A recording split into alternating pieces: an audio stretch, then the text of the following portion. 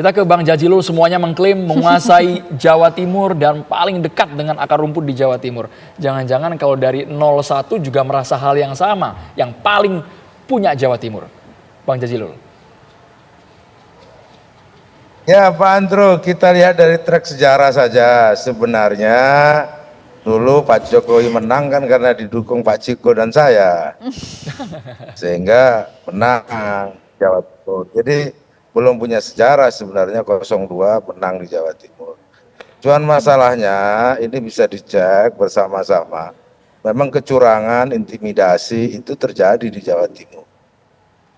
Mungkin termasuk itu yang dialami Mbak Khofifah. Jadi masyarakat tahu kok di Jawa Timur harus memilih siapa gitu. Dan kita sudah cerdas. Oleh sebab itu pemilih Jawa Timur yang berbasis Nahdien sudah tahu kemana arahnya, siapa dari capres ini yang memiliki akar dan sanad ke Nahdien. Oke, Bang Jazilul, tapi tadi maksud intimidasi itu apa, Bang? Ya, tanya ke orang Jawa Timur tahu bahwa memang di Provinsi Jawa Timur kan memang sedang ada masalah. Pak Emil juga tahu. Nah, itulah yang kemudian seringkali dugaan-dugaan yang itu diutarakan oleh masyarakat itu juga yang terjadi. Nah, intimidasi yang lain banyak. Saya juga kemarin buat acara di Jawa Timur bersama Gus Muhaimin. Tiba-tiba besoknya polisi udah interogasi ke lokasi acara. Itu fakta itu, bukan mengada-ngada. Nah, oleh sebab itu bergabungnya Mbak Khofifah menurut saya bukan bergabung dengan cara yang tulus, semua juga sudah tahu. Maksudnya sehingga apa, saya yakin PKB akan tetap optimis bersama jejaring pesantren, partai akan memenangkan pasangan nomor 1 Gus Muhaimin.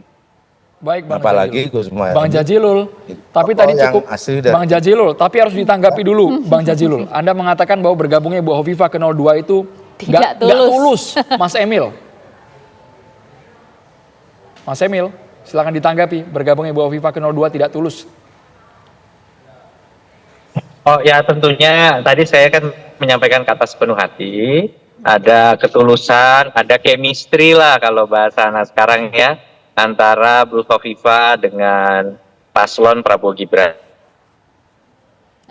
Tadi saya juga mendengar pokoknya kalau memang ada kesulitan tentunya saat ini kita meyakini penyelenggaraan pemilu, pengawasan pemilu dilakukan sebaik mungkin, ada oversight, ada civil society yang juga dengan kencang melakukan tentunya istilahnya pemantauan ya. Tetapi sekali lagi kembali saya sebagai seseorang yang relatif cukup intensif berinteraksi dengan Ibu Khofifah, sebenarnya telah mengetahui sejak lama gitu bahwa memang ada chemistry itu. Oke, jadi sepenuh hati dan ada chemistry kok Bang Jazilul. Jangan berburuk sangka begitulah. Atau ini bentuk kekecewaan karena Bu Khofifah nggak jadi gabung ke Amin?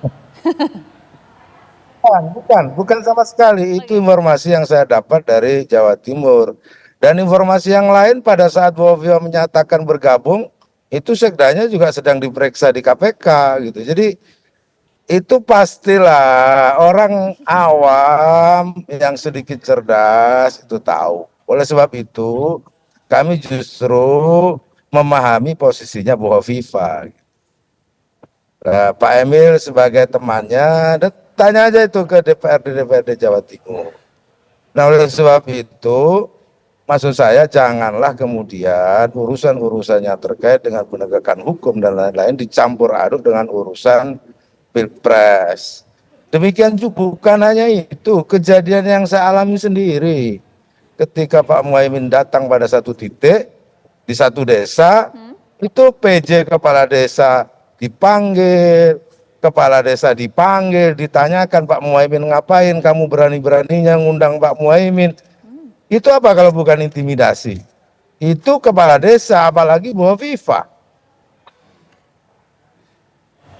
Saya pikir kalau mau jujur begitu yang terjadi di Jawa Timur, maka jangan takut-takuti dan jangan bodoh-bodohi masyarakat Jawa Timur. Yang nakuti siapa Bang? Yang bodohi siapa Bang Jazilul? Saya nambahi begini. Nah, ini harus dijawab ini, harus dijawab. Silakan Ada Mas Emil. datanya, ada faktanya. Ya, Mas Emil. Ibu Kofifa ini kan dikenal sebagai singa podium ya. Dulu juga tahun 90-an waktu beliau DPR RI di saat itu era Orde Baru, beliau dikenal karena berani kemudian untuk berpidato di luar dari skrip yang sudah di screening pada saat itu.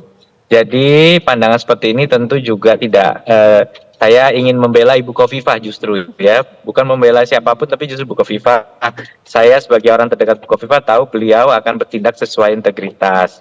Jadi saya tahu bagaimana beliau memimpin Jawa Timur, mengedepankan tentunya good governance dan kemudian beliau tentunya juga melakukan pilihan politik dengan pertimbangan yang sangat matang termasuk pilihan sesuai hati nurani. Jadi banyak sekali juga kiai-kiai yang kemudian memberikan nasihat, memberikan saran juga menjadi pertimbangan dari Ibu Kofifa dan ya alhamdulillah kemudian kita selaras satu perjuangan. Oke, nggak ada itu intimidasi. Klaimnya Mas Emil begitu, Bang Jazilul. Oke, kalau begitu saya langsung mau ke Mas Hanta deh. Mas Hanta, sebenarnya kalau Anda melihat memetakan ya, melihat bergabungnya Bu Hovifah ke TKN dan juga kemudian ada Caimin di sana yang juga berfokus untuk merebut menguatkan kembali suara di Jawa Timur. Nah, dan juga ada Yeni Wahid dan juga Mahfud MD di 03 yang juga tak kalah gentar. Tapi sebenarnya daya gedor siapa yang paling kuat untuk mengamankan suara Jawa Timur, Mas Hanta? Maria, saya mulai dari faktor Kofifa ya. Bu Kofifa ini harus kita akui posisinya tentu strategis dan seksi secara elektoral. Mengapa? Karena 3 hal. Satu, beliau memiliki pendukung secara politik. Dan kita tahu beliau pernah mengikuti kontestasi elektoral di Jawa Timur 3 kali. 2 kali kalah, hampir menang bahkan terakhir itu. Kemudian yang terakhir menang. Artinya beliau punya pendukung. Itu posisinya strategis tentunya. Yang kedua, Bu Kofifa juga adalah gubernur yang relatif populer. Di data survei kami terakhir di Jawa Timur itu tingkat approval ratingnya, tingkat kepuasan kepada pemerintahan Kofifa Emil Dardak ini cukup tinggi, sekitar 80%. Dan itu strategis. Beda ceritanya kalau ternyata tingkat kepuasannya cuma 40%, 50% misalnya. Dan yang ketiga, Bu Kofifa adalah tokoh NU, kadar ke-NU-annya sangat kuat. Sekarang masih menjabat sebagai ketua muslimat NU dan ini mesin politik potensial. Beliau bisa mengkonsolidasi simpul-simpul politik Nahdliyin yang tersebar di berbagai macam pesantren, bisa menggerakkan mesin-mesin politik, bertemu dengan pesantren, dengan kiai kultural, dengan tokoh-tokoh NU dan sebagainya. Nah, dari 3 hal ini tentu kesimpulannya Bu Kofifa memiliki semacam vitamin elektoral. Jadi booster buat pasangan Prabowo Gibran yang didukung, suka atau tidak suka, secara tidak langsung tentunya, karena ini variabel nomor 2, faktor nomor 1 tetap adalah faktor figur si performa elektoral capres-cawapres. Tapi sebagai mesin pengepul suara, ini potensial posisi Bu Kofifa ini. Apalagi kalau kita bedah sedikit di Jawa Timur, ada 3 triple majority, 3 segmentasi raksasa ya yang sangat kuat di Jawa Timur, angka yang bersama di data survei kami. Pertama, warga Jawa Timur yang merasa terasosiasi dengan NU itu 80%, angkanya 80%. Yang kedua, tingkat kepuasan kepada Jokowi, ini faktor kedua, ada faktor Jokowi, 1 NU, kedua Jokowi, juga 80% di Jawa Timur. Punya selisih sedikit dan Jawa Tengah. Dan yang ketiga adalah tingkat kepuasan seperti saya katakan kepada Kofifa tadi 80%. Artinya angka 80 ini kan menentukan segmentasi yang sangat besar. Sementara Kofifa punya pengaruh. Kombinasi sebelumnya ada faktor Pak Jokowi, kemudian ada faktor Bu Kofifa. Ini suka atau tidak suka, ini memberikan dampak tentunya kepada pasangan yang didukung oleh Bu Kofifa. Nah, dia bisa mempertebal kemenangan dari faktor tadi yang saya katakan, berbagai macam faktor tadi. Sehingga di posisi semacam ini, maka Bu Kofifa bisa, misalnya, ini Bu Kofifa mendukung nomor 1 atau nomor 3, itu bisa membuat merata kekuatannya. Tapi dengan mendukung nomor 2, dengan data survei terakhir, meskipun pemilu masih 1 bulan lebih, itu masih memberi semacam mempertebal kemenangan. Itu dari sisi Kofifa. Yang kedua, komentari Pak Jazilul dan Mas Emil Dardak tadi ya, posisi Bu Kofifa kemudian memilih ini. Saya punya 3 analisa faktor atau variabel yang menjadi pertimbangan rasional Kofifa, 3 kalkulasi Bu Kofifa yang rasional menurut saya. Satu tadi Mas Emil Dardak mengatakan dari sisi chemistry tadi.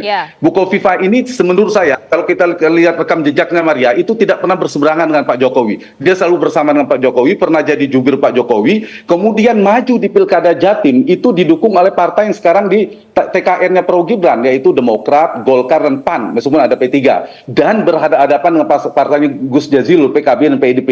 Jadi wajar menurut saya ada pertimbangan itu dari secara etis. Yang kedua, Kofifa secara politik strategis mempertimbangkan ingin maju lagi, beda dengan yang lain, mungkin jadi tim ses ingin menjadi menteri. Bu Kofifa yang ditarget, yang dibidik menurut saya ada Gubernur Jawa Timur. Dengan posisi membidik posisi Jawa Timur, dia membutuhkan tiket politik dan itu terbukti. Bu Kofifa mendapatkan rekomendasi dari Golkar, dari Demokrat, dari PAN sudah dipegang oleh Bu Kofifa untuk running di Pilkada DKI, Pilkada Jawa Timur. Sehingga pertimbangan ini yang saya kira lebih menjadi kalkulasi Bu Kofifa sudah mengantongi untuk maju lagi dengan Mas Emil Dardak atau tidak nantinya. Dan satu lagi, kalkulasi realistis. Beliau melihat potensi kemenangan. Data survei terakhir, pasangan Prabowo Gibran tentu memiliki potensi kemenangan lebih besar, meskipun masih dinamis. Mas Hanta, kalau bahasa Mas Hanta tadi pemilihan diksinya mempertebal kemenangan dari 02. Apakah artinya potensi satu putaran itu akan makin nyata, Mas Hanta?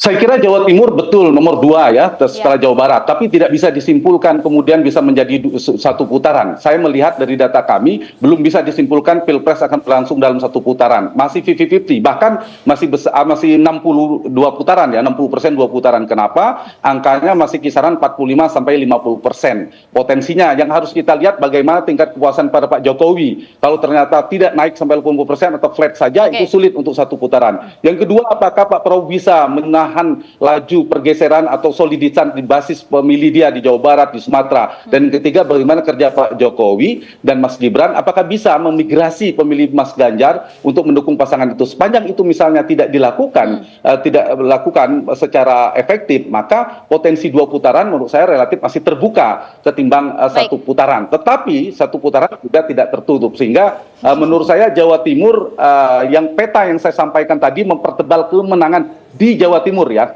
tentu memberi kontribusi ke nasional secara otomatis, tapi apakah ini langsung bisa disimpulkan akan menang dalam satu putaran, menurut saya masih ada variabel atau faktor-faktor lain yang juga determinan ketimbang selain faktor Bu Kofifa dan faktor Timur dari tadi. awal Maria, tadi penjelasan Mas Hanta, Bang Ciko udah ketawa-tawa ingin menyangkal, tapi tenang Mas, masih ada potensi 2 putaran. Kita tahan dulu ya, harus dijawab nanti usai jeda saat lagi.